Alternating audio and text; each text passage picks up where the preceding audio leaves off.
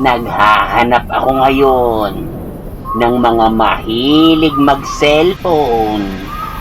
Yung halos malobat na yung cellphone ng kanilang mama. Lobat na bago nila bitawan. Ano ba yan?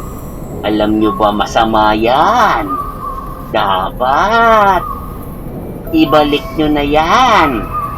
Masama yan sa inyo. Baka lumabo yung mata ninyo. Kaya naman, tigilan nyo na ang pagse-cellphone. Dapat, orasan nyo lang yan.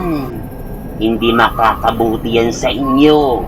Wala kayong matututunan dyan. Okay ba yun? Babantayan ko kayo, ha?